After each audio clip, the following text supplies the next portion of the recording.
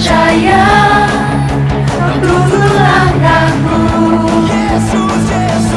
Yesus kaulah raja dalam hidupku, kuasa jaya selamanya. Hanya Kau Tuhan, sumber kekuatan, kuasa-Mu tercurah bagiku senantiasa. Denganmu Tuhan, ku kan berjalan dari kemuliaan sampai kemuliaan selamanya.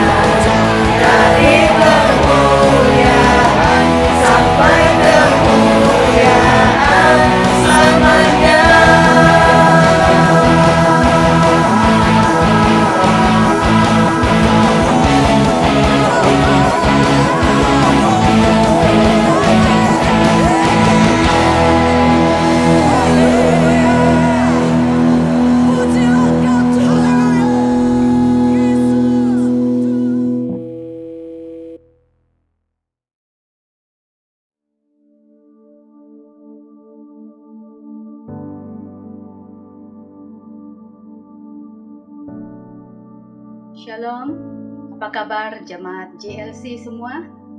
Doa saya dan keluarga, biarlah Tuhan Yesus sentiasa menjaga, memelihara kita, ya, melindungi kita daripada yang jahat dan memberkati dalam setiap usaha pekerjaan maupun kesehatan kita. Tuhan Yesus itu Tuhan yang baik. Nah, kesempatan yang indah pada hari ini kita masih berkesempatan untuk bersama-sama di dalam ibadah online ini. Nah saudara, sebelum kita mulakan mendengarkan kebenaran firman Tuhan, mari saja kita semua kita mau berdoa kepada Tuhan Yesus. Kita mau mengucap syukur kepada Tuhan kita, Tuhan yang baik. Mari kita sama-sama berdoa. Haleluya. Bapa di surga, di dalam nama Tuhan Yesus, pada saat ini kami bersyukur kesempatan yang baik kami dapat berkumpul di dalam ibadah online ini, dimanapun anak-anak Tuhan, jemaat JLC berada. Tuhan Yesus, Engkau memberkati persekutuan kami, berkatilah firman-Mu, Engkau melindungi kami dari yang jahat, dan Engkau juga mengurapi hamba-Mu ini secara khusus untuk menyampaikan kebenaran firman-Mu. Tolong kami Roh Kudus supaya dapat mengerti akan kebenaran firman-Mu. Engkau yang menyertai kami Tuhan, Engkau melindungi kami, Engkau memelihara kami semua. Dan ibadah online ini dari awal, pertengahan sampai akhirnya, kami serahkan semuanya itu ke dalam tangan-Mu. Biar nama Tuhan Yesus saja yang ditinggikan, diagungkan di tengah-tengah kebaktian online ini. Terima kasih Bapa di surga, terpujilah nama-Mu. Dalam nama Yesus Kristus kami berdoa dan kami bersyukur. Haleluya. Amin. Puji Tuhan. Shalom sekali lagi, ya Tuhan Yesus memberkati setiap kita yang mendengarkan ibadah online ini. Biarlah kita bertumbuh berakar di dalam Kristus Yesus. Amin. Nah, pada saat ini saya ajak kita melihat di dalam Alkitab kita, ya, yaitu di dalam kitab Perjanjian Baru, surat Kolose pasal yang kedua, surat Kolose pasal yang kedua ayat yang ke-6 hingga ayat yang ke-15 ya. Saya bacakan di sini ayat yang ke-6. Kamu telah menerima Kristus Yesus Tuhan kita, karena itu hendaklah hidupmu tetap di dalam Dia, yaitu Kristus. Amin. Hendaklah kamu berakar di dalam Dia dan dibangunkan di atas Dia. Hendaklah kamu bertambah teguh dalam iman yang telah diajarkan kepadamu, dan hendaklah hatimu melimpah dengan syukur. Ayat yang ke-8. Hati-hatilah supaya jangan ada yang menawan kamu dengan filsafat yang kosong dan palsu, menurut ajaran turun-temurun dan roh-roh dunia, tetapi tidak menurut Kristus. Sebab dalam Dialah berdiam secara jasmania seluruh kepenuhan kealahan. Amin. Dan kamu telah dipenuhi di dalam Dia. Dialah kepala semua pemerintah dan penguasa, yaitu Yesus Kristus. Dalam Dia kamu telah disunat, bukan dengan sunat yang dilakukan oleh manusia, tetapi dengan sunat Kristus. Amin. Yang terdiri dari penanggalan akan tubuh yang berdosa. Karena dengan Dia kamu dikuburkan dalam baptisan, dan di dalam Dia kamu turut dibangkitkan oleh kepercayaanmu kepada kerja kuasa Allah yang telah membangkitkan Dia dari antara orang mati. Kamu juga meskipun dahulu mati oleh pelanggaranmu dan oleh kerana tidak disunat secara lahiriah, telah dihidupkan Allah bersama-sama dengan Dia sesudah Ia mengampuni segala pelanggaran kita. Amin. Dengan menghapuskan surat hutang yang oleh ketentuan-ketentuan hukum mendakwa dan mengancam kita, dan itu ditiadakannya dengan memakukannya pada kayu salib. Amin. Ayat terakhir, Ia telah melucuti pemerintah-pemerintah dan penguasa-penguasa dan menjadikan mereka tontonan umum dalam kemenangannya atas mereka. Amin. Haleluya. Tuhan itu baik ya.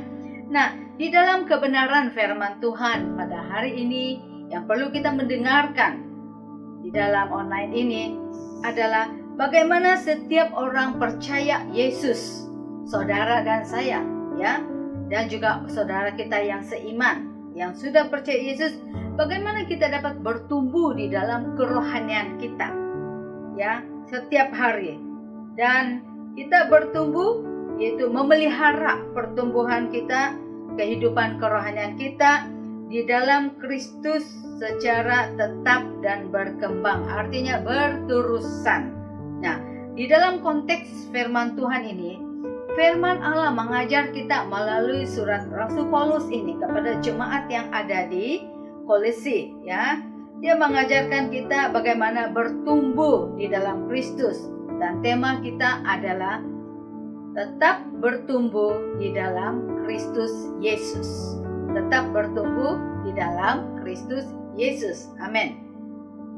Yang pertama yang perlu kita pelajari adalah kita menerima dan tetap tinggal dalam Kristus.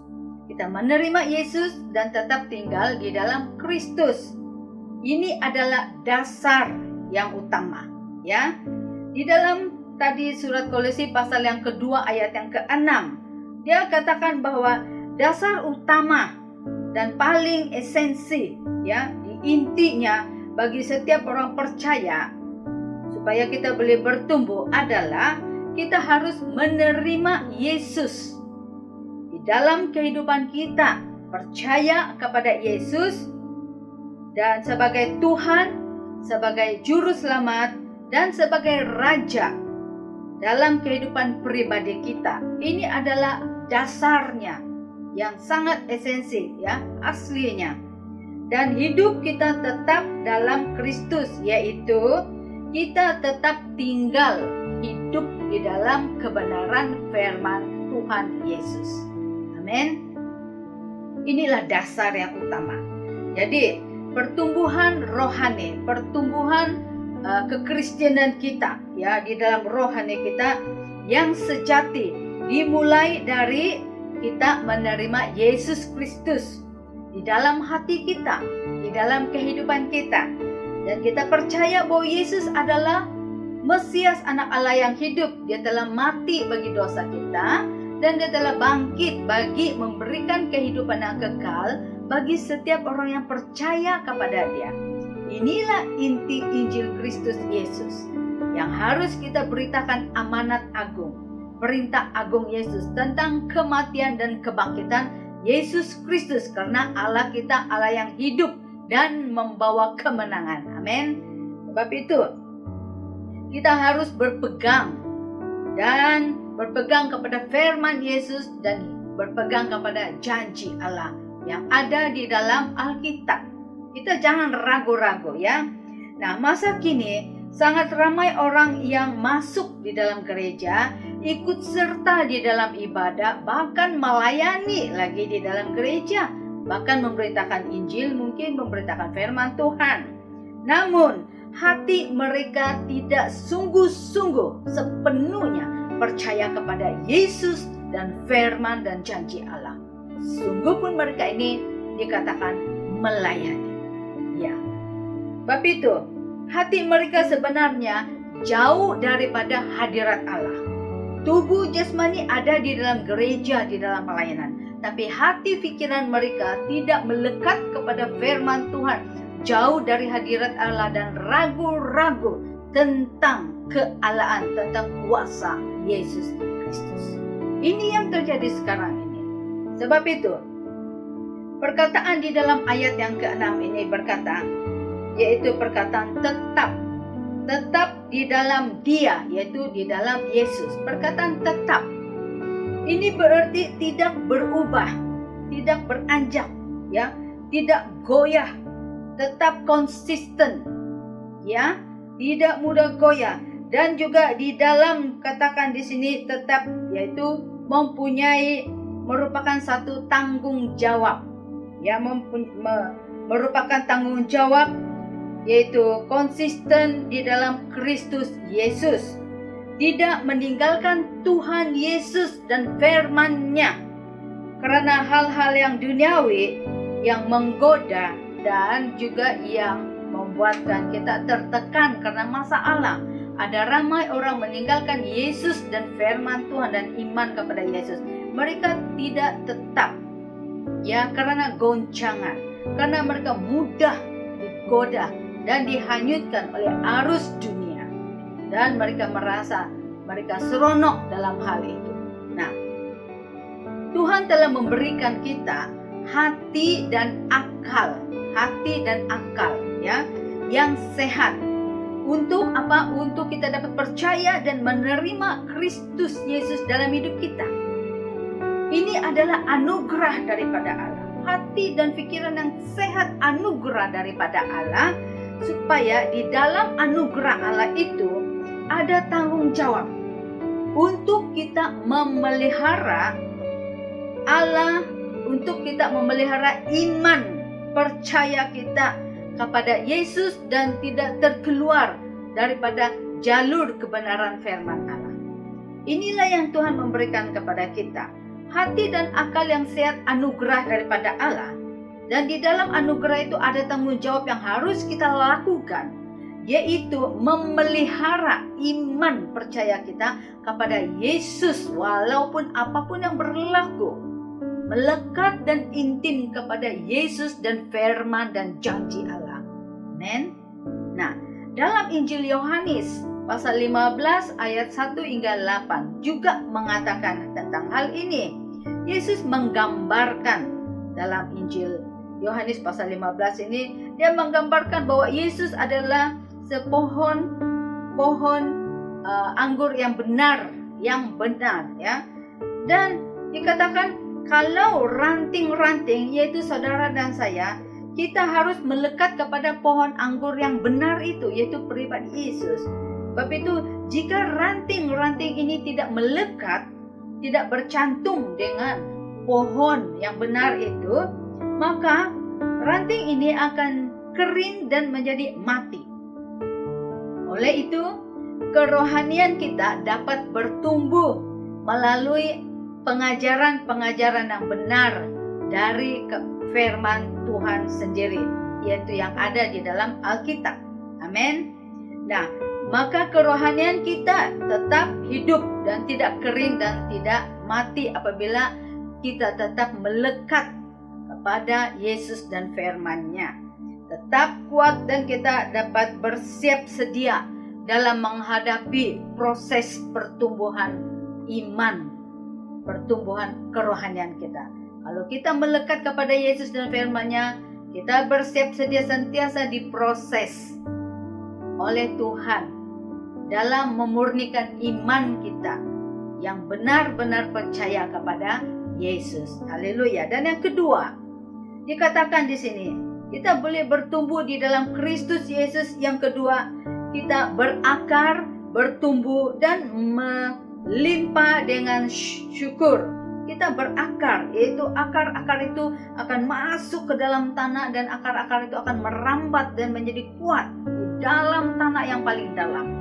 Kita berakar dan kemudian bertumbuh dan melimpah dengan syukur.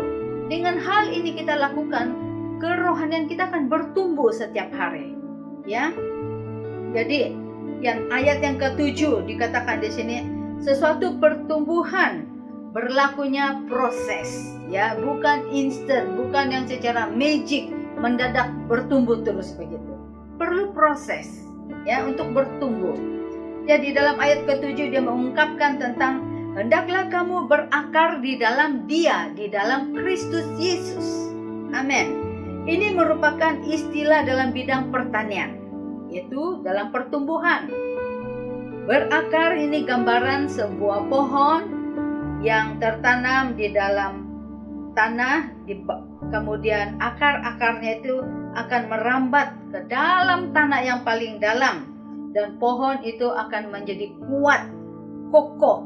Apabila ada ribut angin kencang yang menerpa pohon ini, dia akan tetap berada di tempat itu, tetap kuat, bertahan, ya, karena akarnya tumbuh di dalam tanah yang paling dalam. Nah, rohani kita ditanam kokoh untuk menghadapi badai-badai yang menerpa di dalam kehidupan kita. Ini adalah perintah Allah sendiri, kita harus bertumbuh. Bukan menjadi orang percaya kepada Yesus, sudah didoakan, diberkati, kemudian kita katakan, oh saya sudah didoakan, sudah percaya Yesus, tidak perlu buat apa-apa lagi, sudah selamat. Saudara, keselamatan itu harus dikerjakan.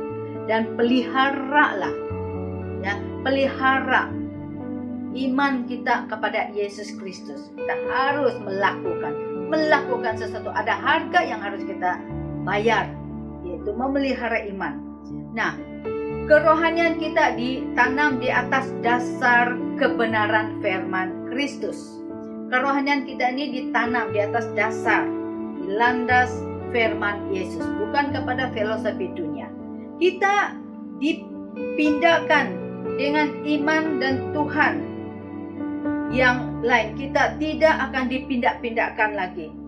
Pada masa dahulu, ya, kemudian apabila orang itu tidak sungguh-sungguh di dalam Tuhan, dia akan mencari banyak agama, banyak Tuhan-Tuhan untuk mendapatkan pertolongan. Karena kehidupan kerohaniannya tidak bertumbuh. Akarnya hanya sedikit pendek saja.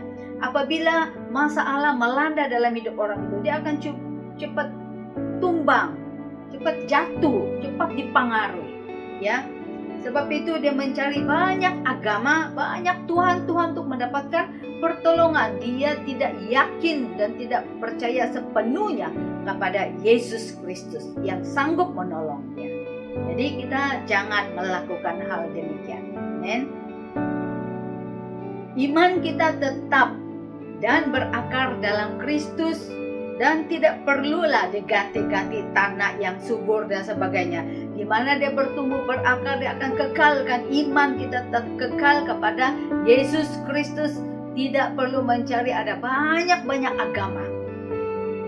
Karena kita mencari kebenaran itu hanya ada di dalam Kristus Yesus, bukan kepada manusia. Amin. Nah, sebab itu akar-akar akan menyerap segala makanan-makanan dan zat-zat untuk pohon-pohon itu. Sehingga akar yang kokoh memberikan kekuatan dan pertumbuhan yang mantap, yang sehat pada pohon tersebut. Inilah kita harus tetap. Kita tidak akan goyah, mudah goyah. Ya. Demikian kehidupan kekristenan kita. Dekatkan diri kita kepada Tuhan Yesus setiap hari di dalam doa, di dalam pembacaan Alkitab. Kita merenungkan di dalam hati kita tentang segala kebaikan dan firman Allah dimanapun kita berada. Meskipun kita bekerja, tapi firman Allah itu ada di hati kita. Renungkan dan pikirkan hal-hal yang di atas, yang memuliakan nama Tuhan. Bukan hal-hal yang duniawi saja, yang asyik kepada arus dunia. Sebab itu, kita intim dan karib dengan Tuhan Yesus. Apabila kita dilanda, diterpa oleh ribut kencang masalah dan sebagainya, maka kita dapat bertahan. Kita tetap tinggal tenang bersama Kristus Yesus yang ada di dalam diri kita. Amin. Dia adalah batu karang yang teguh dalam hidup kita. Hanya dekat dengan Allah saja kita merasa ada damai, ada ketenangan. Ya, puji Tuhan. Nah, jangan sekali-kali kita mengandalkan manusia, sebab manusia bukan Tuhan. Kita andalkan siapa pencipta kita, Yesus Kristus, bukan kepada manusia. Dia bukan Tuhan. Hendaklah dikatakan di sini, hendaklah tetap dibangun di dalam Dia, bertumbuh di dalam Kristus, yakni Yesus Kristus yang memberikan kekuatan.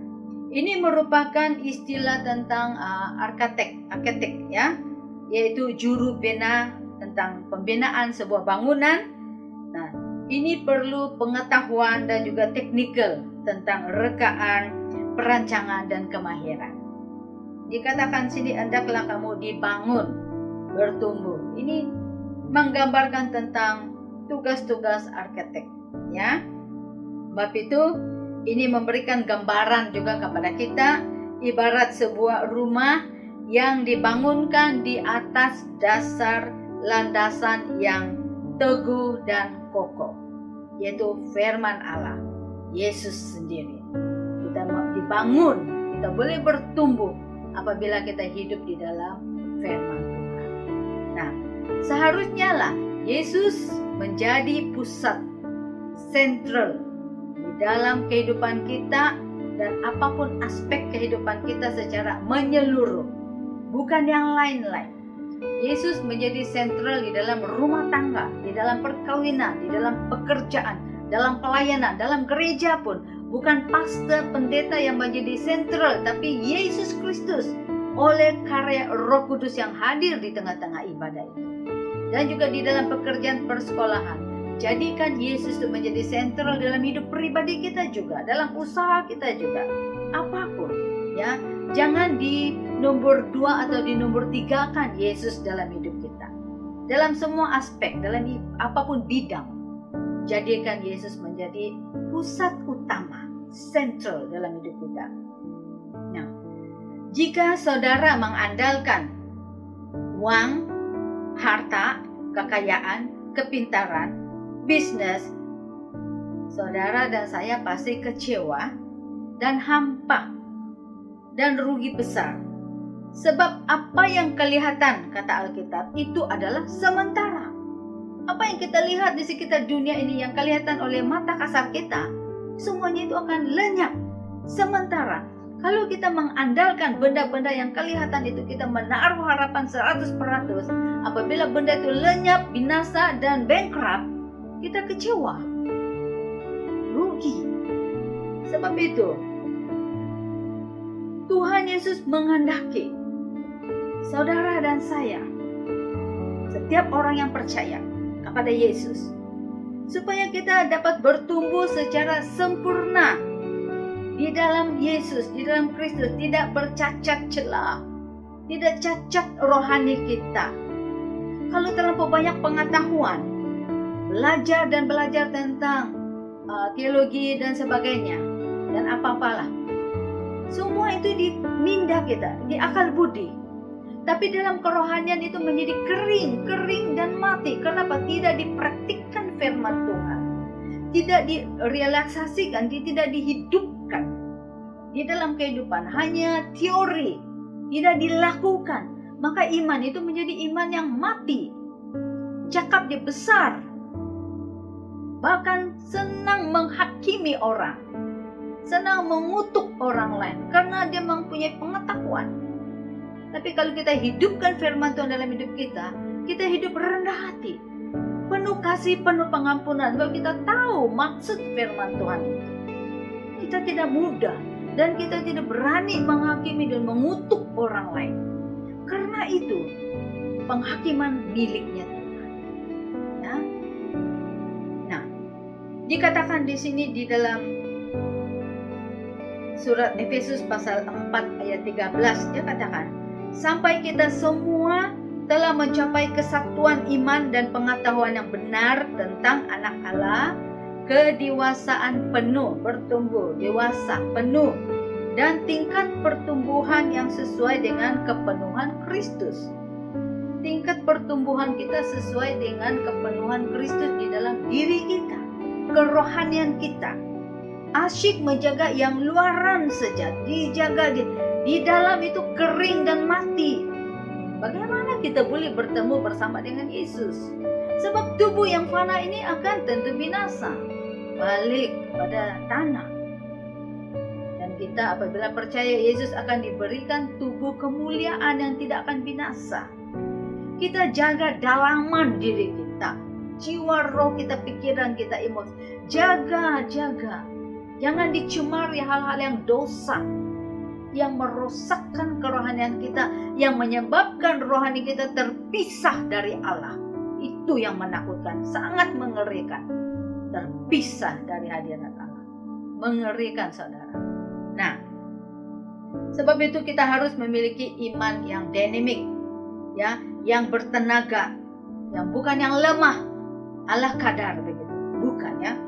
Nah, apa saja yang kita alami saat ini? Apa yang saudara alami saat ini dan saya? Kita tetaplah berpegang teguh kepada firman Yesus dan janji Allah. Sebab firman Tuhan ya dan amin tidak akan pernah berubah, tidak pernah berlalu. Dunia ini akan lenyap. Dunia ini akan apa yang ada dalam dunia ini pasti akan berakhir. Tetapi firman Tuhan tidak pernah berakhir. Amin. Itulah firman Tuhan, yaitu Roh Kudus, yaitu Yesus sendiri di dalamnya firman Tuhan. Kita bersyukur ya. Kerohanian kita akan bertumbuh dengan sehat apabila kita sentiasa tetap berlimpah-limpah dengan ucapan syukur ya. Bibir kita selalu kita latih mengucapkan syukur kepada Yesus, mengucap syukur kepada Allah Bapa di surga, mengucap syukur kepada Roh Kudus yang sentiasa menjaga, memelihara, memberikan kita kekuatan dan penghiburan. Bersyukur. Jangan gunakan bibir kita untuk mengutuk orang lain, menghakimi, mempermalukan orang, menuduh dan sebagainya. Saudara, sebelum kita mempermalukan orang lain, menghakimi orang lain, mengutuk orang lain, saya selalu katakan, ambil Alkitab menjadi cermin rohani kita. Apakah kita tidak ada pelanggaran? Ya. Nah, sebab itu bibir kita jangan selalu keluar kata-kata matilah ataupun perkataan yang menghakimi dan sebagainya. Bertobat, jangan ucapkan perkataan seperti itu. Apakah nyawa itu saudara yang punya? Nyawa kita Tuhan Yesus punya. Tuhan yang memiliki diri ini. Jangan kita katakan matilah. ini mengutuk diri sendiri atau mengutuk orang lain. Jangan katakan seperti itu. Bertobat saudara. Amin. Bertobat, berhenti perkataan yang mengutuk dan menghakimi. Ya. Nah, sewajarnya bibir kita sentiasa mengucapkan syukur kepada Tuhan, kepada Allah Bapa, kepada Roh Kudus, kepada Allah yang begitu baik dalam kehidupan kita. Sebab apa dikatakan, dengan setiap hari bibir kita dan hati kita mengucapkan syukur kepada Tuhan Yesus, ini merupakan obat yang mujarab, ya, obat yang manjur untuk orang-orang yang selalu mengalami stres dan depresi. Bahkan kita lapar sudah stres, tidak ada ini dan itu sudah depresi, tidak ada dalam hidup kekurangan sudah stres. Kita mengucap syukur dari dalam hati kita keluar di bibir. Ini adalah obat yang mujarab, manjur untuk menghilangkan stres dan depresi. Simple saja mengucap syukur, apalagi kalau kita boleh memuji menyembah Tuhan. Teruskan, haleluya, amen. Nah, dikatakan di sini karena efek ya daripada pengucapan syukur kita dari hati kita dan ke bibir, ini meresap dalam roh dan jiwa, emosi dan pikiran kita, dan mendatangkan pemulihan dan mukjizat Allah, kesembuhan. Haleluya. Kalau kata-kata yang kutuk, maki, apalagi perkataan yang kotor, pikiran yang kotor, pasti mendatangkan penyakit rohani, bahkan dalam tubuh jasmani akan menjadi lemah dan sakit. Kenapa? Semua perkataan pikiran yang kutuk, menghakimi, yang kotor ada di hati dan di pikiran. Itu merosakkan dirinya sendiri. Rugi. Belajarlah. Sentiasa mengucap syukur. Jangan banyak komplain. Jangan banyak mengeluh. Ada kesilapan sedikit, ada kekurangan sedikit, tidak apa-apa. Ada Tuhan yang sanggup menolong kita. Amen. Yang ketiga, waspada terhadap filsafat dunia. Waspada terhadap filsafat dunia. Ini ayat yang ke-8. Dikatakan di sini, hati-hatilah supaya jangan ada yang menawan kamu dengan filsafatnya yang kosong dan palsu, menurut ajaran turun-temurun dan roh-roh dunia, tetapi tidak menurut Kristus. Ini filsafat yang kosong oleh orang dunia, kelihatannya cukup pintar, tetapi ada juga filsafat yang mereka ambil daripada Alkitab yang sungguh-sungguh di dalam firman Tuhan. Itu puji Tuhan.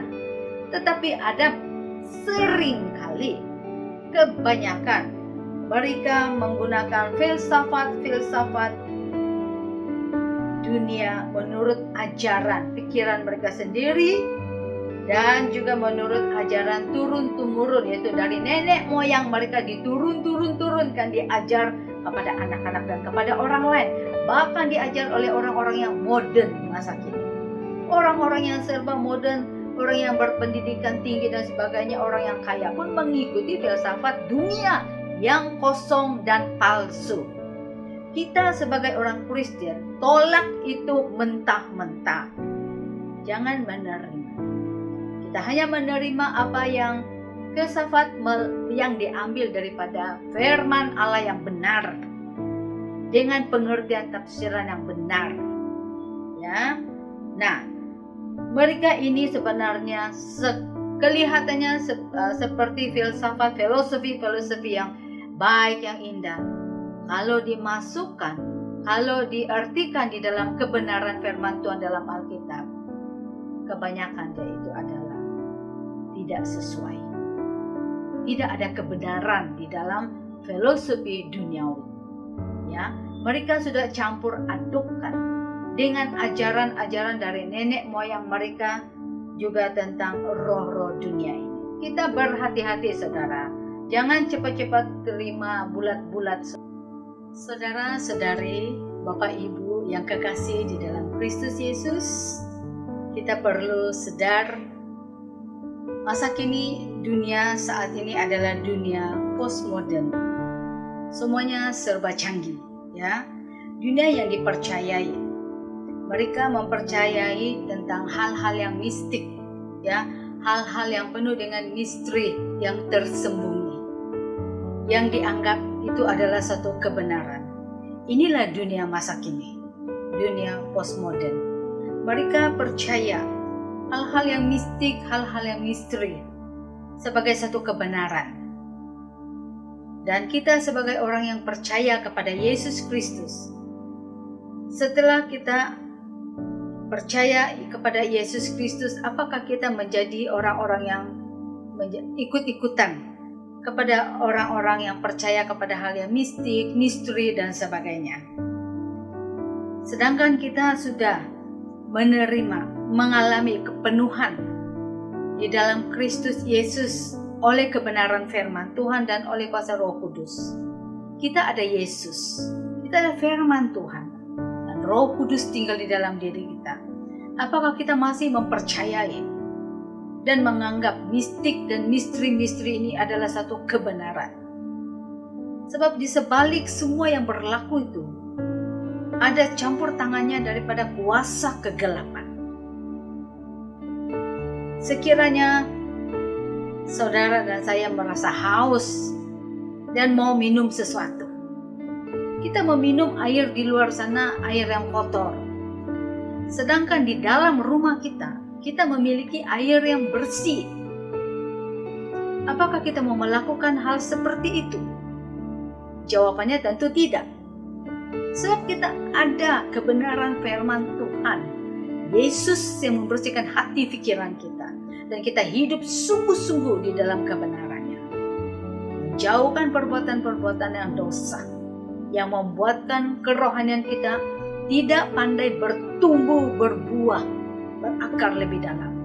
Walaupun 10, 20, 30 tahun ikut Tuhan, tetapi tidak pandai bertumbuh-tumbuh. Kerohaniannya tetap saja terbantut pertumbuhan, cacat, kering, dan tidak ada lagi peka kepada firman Tuhan dan Roh Kudus. Ini adalah Kristen yang duniawi, ya, sebab tidak pernah bertumbuh. Sebab itu kita jangan cuai, jangan lalai memelihara, menjaga pertumbuhan kerohanian kita setiap waktu. Waspadailah tentang apa yang berlaku di sekitar kita, dan juga tentang gejala-gejala pengaruh-pengaruh filosofi ataupun filsafat-filsafat dunia yang penuh dengan penipuan dan pembohongan yang telah dicampur adukkan oleh pengajaran-pengajaran nenek moyang dan juga tradisi-tradisi yang bukan kebenaran firman Tuhan. Jauhi semuanya itu. Kita menolak semua itu, karena itu bukanlah dasar kehidupan orang Kristen. Amin. Dengan hikmat kita menolak semua itu. Jangan kompromi kepada dosa, sekalipun itu mungkin membuatkan kita tergoda melihatnya. Saudara yang terakhir,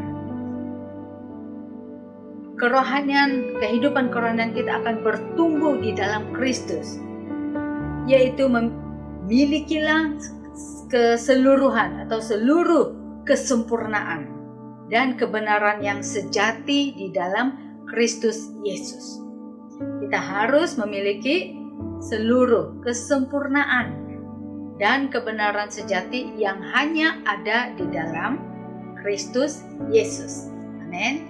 Sebab itu ini di ayat 9 dan ayat sampai ayat yang 15 yang mengisahkan tentang keseluruhan kebenaran sejati di dalam Kristus Yesus. Nah, ketika kita dilahirkan kembali oleh firman Allah dan oleh karyanya Roh Kudus, setiap orang percaya, saudara dan saya, kita dilahirkan di dalam keluarga kerajaan Allah. Kita dilahirkan dalam keluarga Allah dan dengan kepenuhan di dalam Kristus Yesus. Amin. Haleluya. Sebab itu kita haruslah mengerti dan perhatikan dengan baik-baik, ya. Pertumbuhan rohani kita di dalam Kristus bukan dengan penambahan pelbagai karunia dan sebagainya di dalam Kristus. Tidak perlu, ya. Karena apa? Melainkan kita harus memelihara dan menjaga pertumbuhan kerohanian kita dengan baik, memeliharanya, bukan menambah-nambahkan karunia, skill dan sebagainya. Itu tidak menambahkan tentang kepenuhan Roh Kudus atau kepenuhan kebenaran Kristus, sebab Kristus sendiri itulah kebenaran, ya. Sebab itu kerohanian bertumbuh dari dalam diri kita, kemudian dikeluarkan, bukan dari luar, tetapi dari dalam, dari roh dan dari dalam jiwa kita.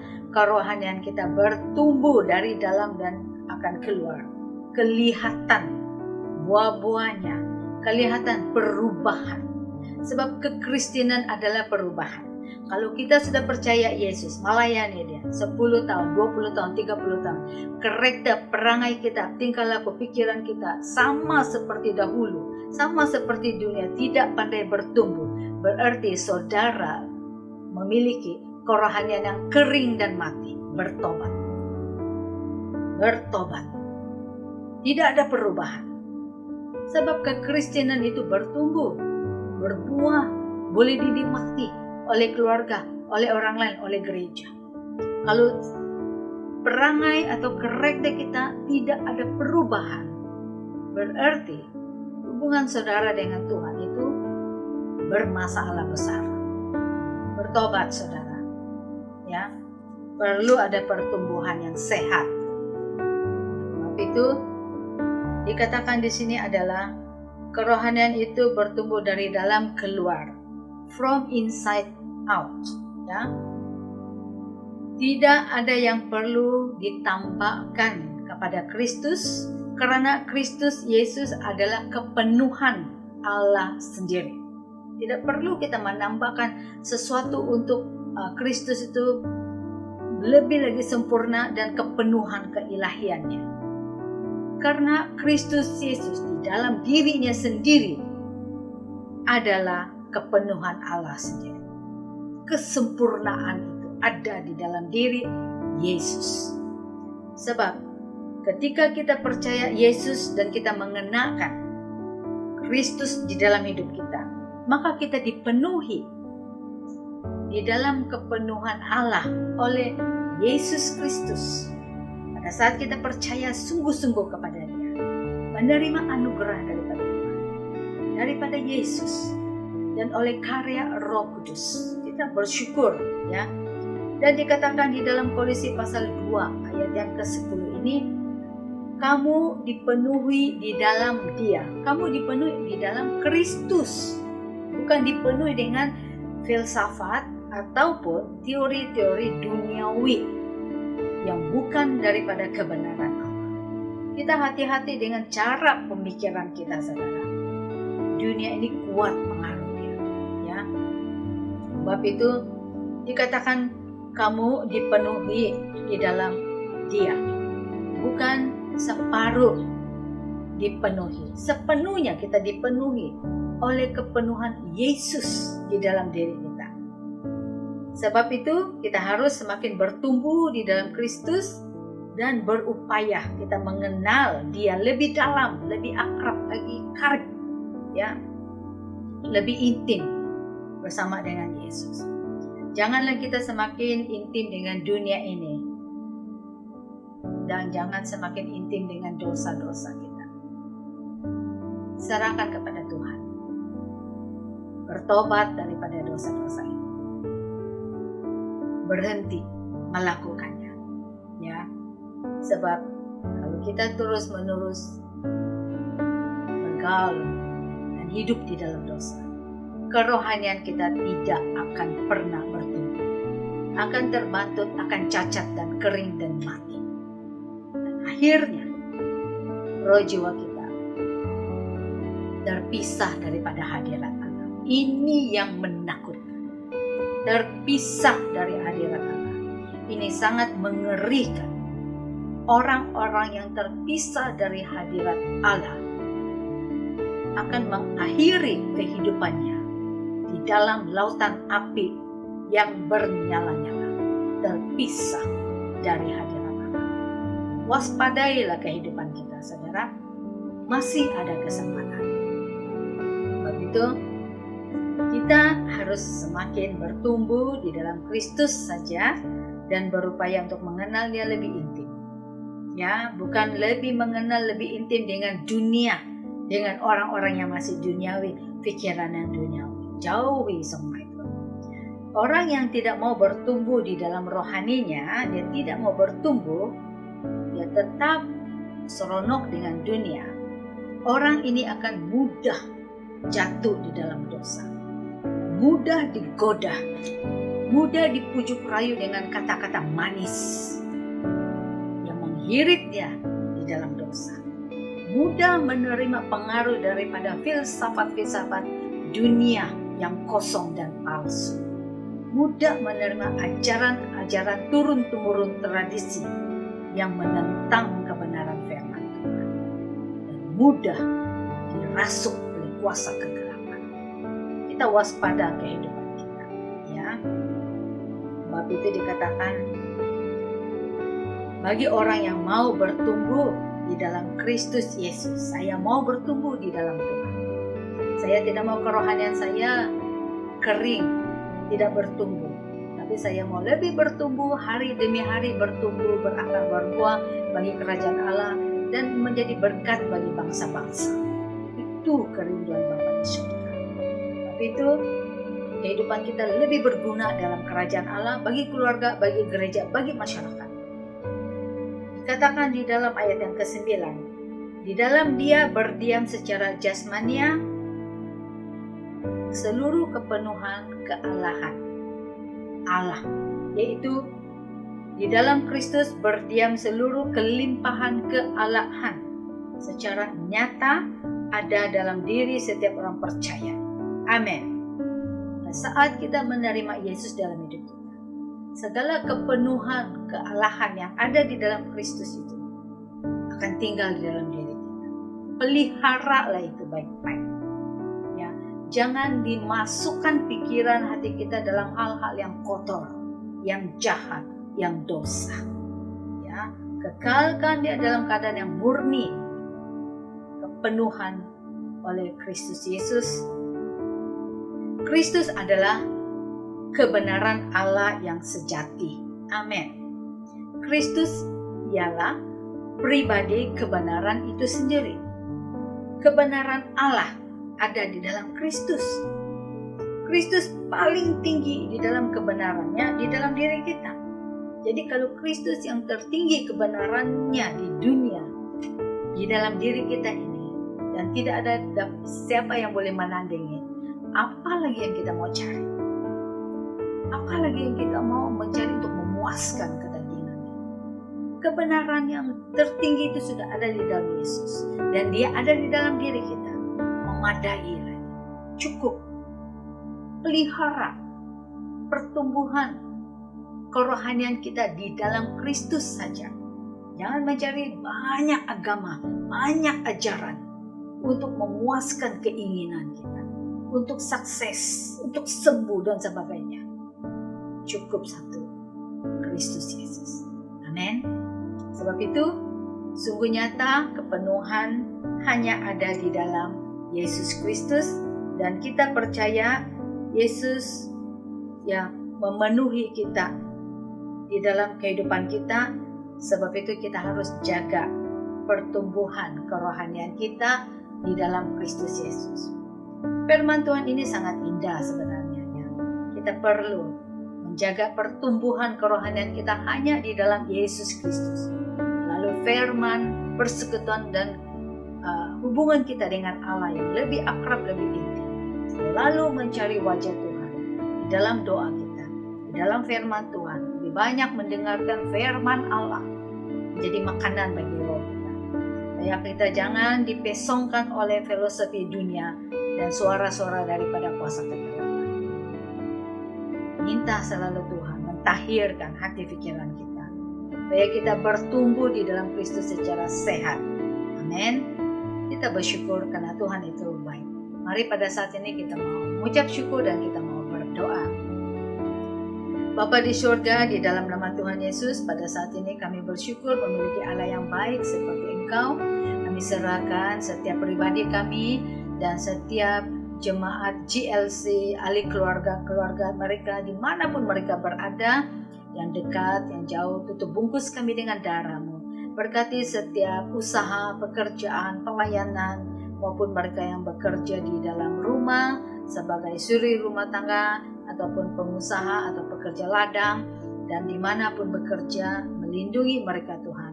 Engkau yang menjaga kami Roh Kudus. Berikan kami hikmat dalam menjalani kehidupan ini, supaya kami dapat terus bertumbuh di dalam kerohanian kami di dalam Kristus Yesus. Tuhan, Engkau memberkatilah kami semua. Berkatilah setiap ahli-ahli keluarga kami yang lain, dimanapun mereka berada. Engkau-lah menjaga mereka. Terima kasih Tuhan Yesus, terpuji nama-Mu. Terpujilah nama-Mu Tuhan, haleluya. Di dalam nama Tuhan Yesus kami berdoa dan kami bersyukur, haleluya, amin. Puji Tuhan, Tuhan Yesus Tuhan yang baik, amin. Tuhan memberkati kita semua, shalom.